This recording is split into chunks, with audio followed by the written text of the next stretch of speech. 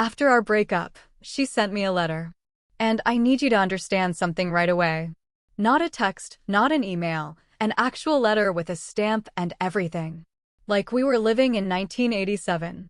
I opened it standing in my apartment hallway, still holding my keys, and the first line made my stomach drop in a way I didn't expect.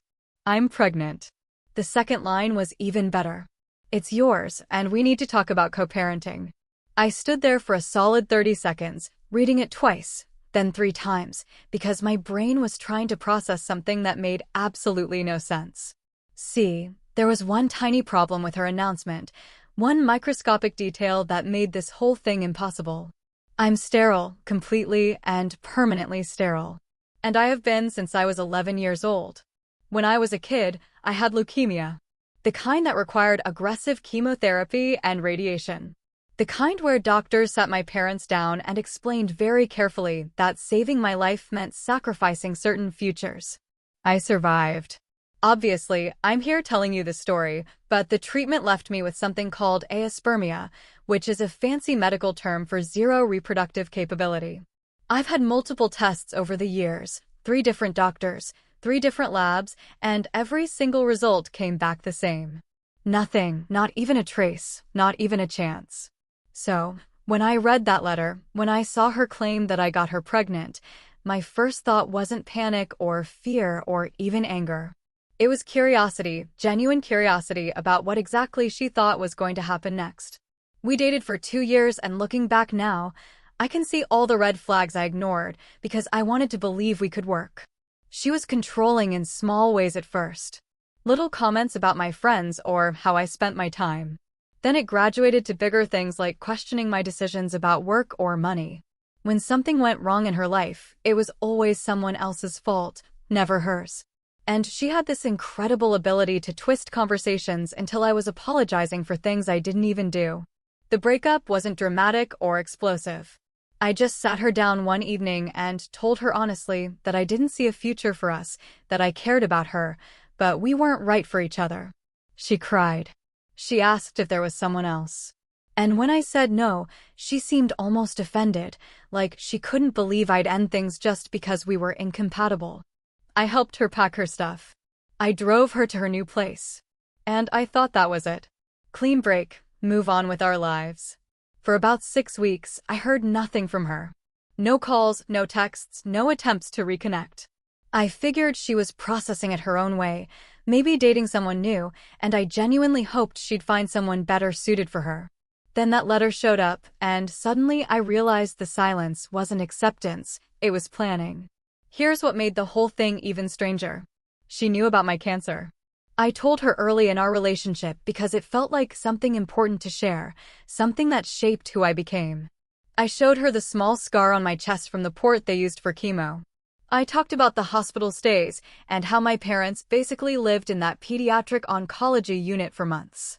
But here's the thing, I never explicitly told her about the sterility because it never came up naturally in conversation. We never had those deep talks about having kids someday. We never got to that stage where you map out your whole future together. And honestly, I always figured if we ever did get serious about it, I'd explain the situation then. So technically, she knew I'd had cancer and aggressive treatment, but she either didn't connect the dots about what that meant for fertility, or she knew exactly what it meant and decided to gamble that I wouldn't have proof. Either way, she was betting on something that couldn't possibly be true. And I couldn't figure out if that made her desperate or just incredibly calculating. I didn't respond to her letter right away because I wanted to think through my next move carefully. Part of me wondered if maybe, just maybe, there was some medical miracle I didn't know about, someone in a billion chance that the doctors missed something.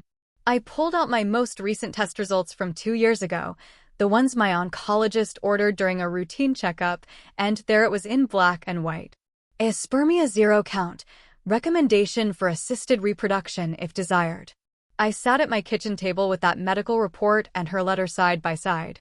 And the whole situation felt surreal, like I'd stumbled into someone else's life by mistake. Finally, I wrote back, keeping it simple and direct. I'll need a paternity test. I didn't accuse her of anything. I didn't get emotional. I just stated what seemed like a reasonable request, given the circumstances. Her response came fast, way faster than the first letter. And this time, it was an email. 3 paragraphs of pure outrage about how I could dare to question her, how she'd never lied to me about anything, how I was trying to abandon my responsibilities. The phrase she used that really stuck with me was, "How dare you doubt me?" Like my request for scientific verification was some kind of personal insult. Like wanting proof of something biologically impossible was unreasonable. I read her email twice. Then I made a decision that would change everything. I contacted my oncologist's office and requested my complete medical history. Everything from my original diagnosis at 11 through every follow-up appointment and test I'd ever had. It took about a week to compile, but when it arrived, it was beautiful in its completeness. Treatment records, medication logs, 3 separate analysis reports spanning 15 years, all showing the same result. I scanned every relevant page, put together a PDF with a cover letter explaining the situation very factually, and sent it to her email with a simple message. I am biologically incapable of fathering any child. Any further claims otherwise are medically impossible and legally actionable. I hit send at 9:47 p.m. on a Thursday night. Then I poured myself a drink and waited to see what would happen next. The response I expected was maybe an apology, maybe an angry denial, maybe just silence while she figured out her next move. What I got instead was absolutely nothing. Radio silence, no reply, no phone call, not even a reaction. 3 days went by with 0 contact, and I started to think maybe she'd realized her mistake and quietly backed down. Maybe this whole nightmare was just going to fade away without any more drama. Then on Monday morning, I checked my mailbox and found another letter, but this one wasn't from her. It was from a law firm I'd never heard of, and the return address made my blood run cold. The letter was professionally printed on expensive letterhead, very formal, very serious, and it informed me that their client was pursuing legal action regarding child support and parental obligations. They wanted to schedule a meeting to discuss my responsibilities, referenced her pregnancy as established fact, mentioned amounts I'd be expected to contribute, and made it very clear that my refusal to cooperate was being documented. I read it standing in my living room, and for the first time since this whole thing started, I felt actual anger, not at the absurdity anymore, but at the deliberate escalation. She wasn't backing down. She was doubling down. And she brought lawyers into something that could have been resolved with one honest conversation. I called my own attorney that same day, a guy I'd used for some contract work a few years back, and I laid out the entire situation for him. His first question was whether I had documentation of my condition. And when I said yes, complete medical records, he actually laughed and said this was the easiest case he'd ever seen. But then he added something that made me pause. The question wasn't whether I'd win. It was what her endgame was, what she actually thought would happen when the truth came out, because it absolutely would come out. This first part of the story shows us something critical. How manipulators often rely on their targets, not having evidence to defend themselves. Our narrator's calm, methodical approach of gathering documentation before responding emotionally probably saved him from making mistakes that could have complicated things later. Notice how she escalated to lawyers immediately after receiving medical proof, which suggests this wasn't a confused mistake, but a calculated gamble that failed. The lawyer's letter sat on my kitchen counter for 2 days before I did anything with it. Not because I was scared, but because I wanted to make absolutely sure I handled this perfectly. My attorney told me to gather everything. Emails, texts, medical records, anything that could establish a timeline. And while I was digging through old messages, I started noticing things I'd missed before. About 4 months before our breakup, her texting patterns had changed completely. She'd go hours without responding when she used to reply within minutes. And there were entire evenings where she claimed to be working late, but her social media showed she was out somewhere else. Looking back now with fresh eyes, I could see other signs too. She'd seemed tired more often those last few months. Made excuses about feeling sick that I chalked up to stress from our failing relationship. Even started wearing looser clothes that I'd barely registered at the time. At the time, I'd attributed everything to us growing apart, natural relationship decay. But now, those gaps felt different. Now, they felt like something I should have paid more attention to. I took screenshots of everything, organized them by date, and sent the whole package to my attorney with a note asking what our next move should be. He called me back within an hour and said we were going to send her lawyers something they definitely weren't expecting: complete medical documentation proving biological impossibility, treatment records going back 20 years, and 3 separate lab reports all saying the same thing. The response we sent was clinical and devastating. No emotion, no accusations, just pure medical fact laid out in language even a first-year law student couldn't misinterpret.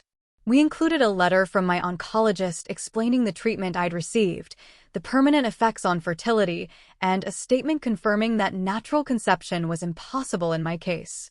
My attorney added a paragraph that I particularly appreciated.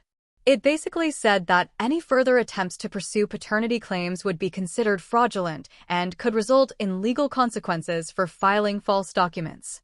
We sent it certified mail to her lawyers, regular mail to her apartment, and copied her on the email version just to make absolutely certain nobody could claim they didn't receive it.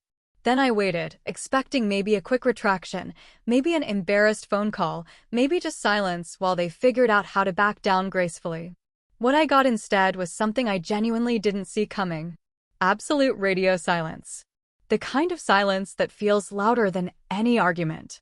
3 weeks went by with nothing. No response from her attorneys, no angry messages from her, not even a passive-aggressive social media post that I could screenshot for documentation. My attorney said this was actually a good sign, that they were probably trying to figure out how to withdraw without admitting wrongdoing. But something about it felt off to me. People like my ex didn't just slink away quietly when their plans collapsed. They adapted. They found new angles. They burned everything down rather than admit defeat. I kept checking my email obsessively, kept looking at my phone, expecting some new crisis, and the waiting was honestly worse than the initial confrontation had been. Then on a Wednesday afternoon, I got a text from a number I didn't recognize asking if we could talk about what she'd done to me. The message was from her younger sister, someone I'd met maybe 5 times during our relationship, someone who'd always seemed nice but distant. I debated whether to respond at all, whether this was some kind of trap, but curiosity won out, and I agreed to meet her for coffee the next day. She showed up looking exhausted, like she hadn't slept properly in days. And before I could even say hello, she started apologizing for her sister's behavior. Apparently, the whole family had been in crisis mode ever since my medical records arrived. Her parents had already started buying baby furniture and telling their friends about becoming grandparents. And now everyone was trying to process the fact that their daughter had lied about something this massive. I asked if she'd told them who the actual father was, keeping my voice neutral, and her sister just shook her head and said nobody could get a straight answer. But then she added something interesting. About 8 months ago, right around when those texting gaps and behavioral changes started, my ex had gotten weirdly close with someone from her office, a guy she'd mentioned a few times as just a work friend. Her sister had met him once at some company happy hour. Remembered thinking it was strange how much time they spent talking in the corner, but she'd figured it was innocent because the guy was married with kids.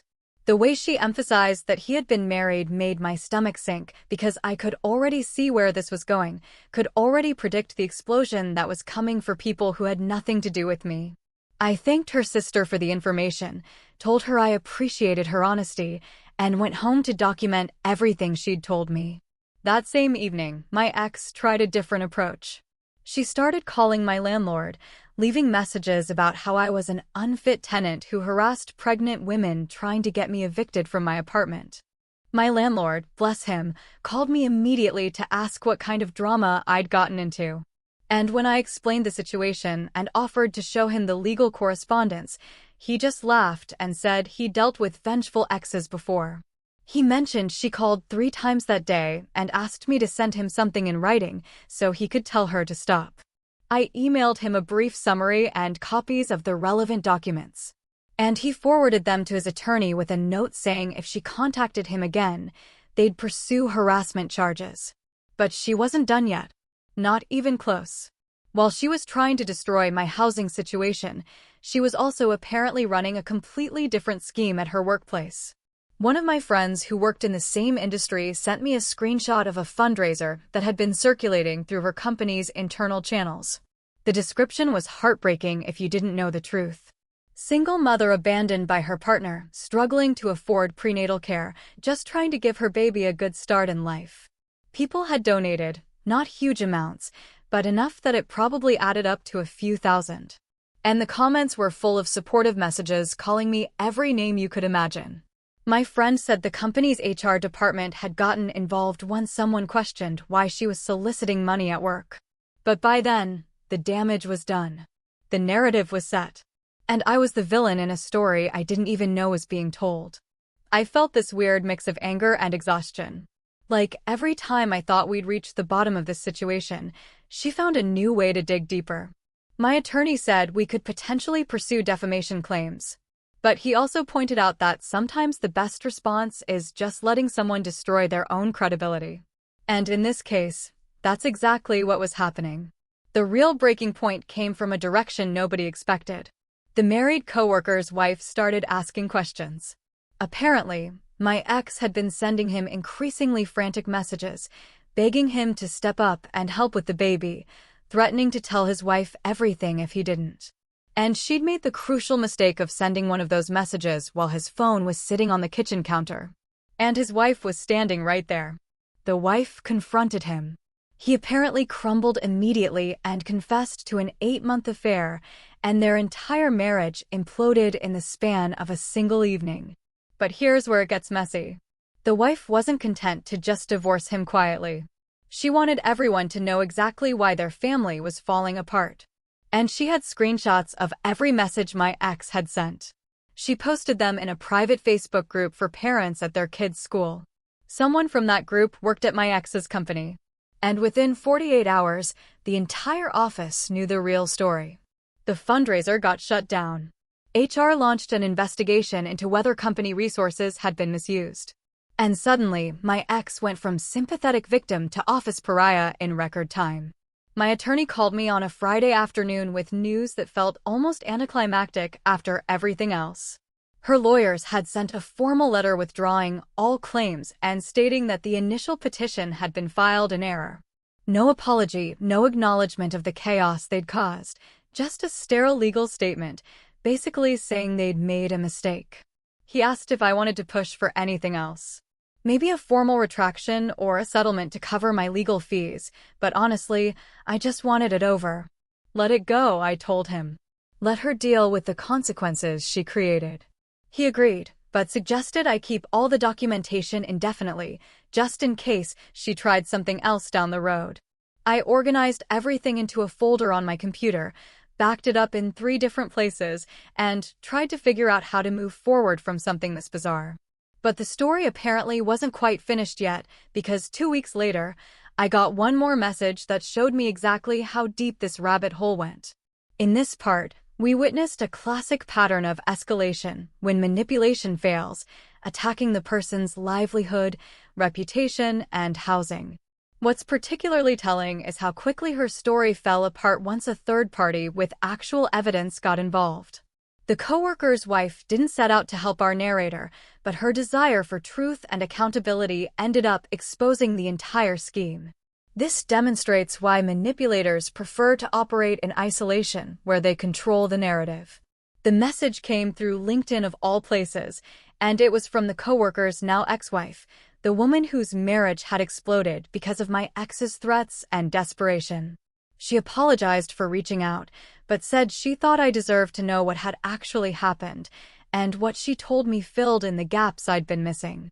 She'd gone through every message on her husband's phone after his confession, thousands of texts spanning months, and the picture they painted was ugly.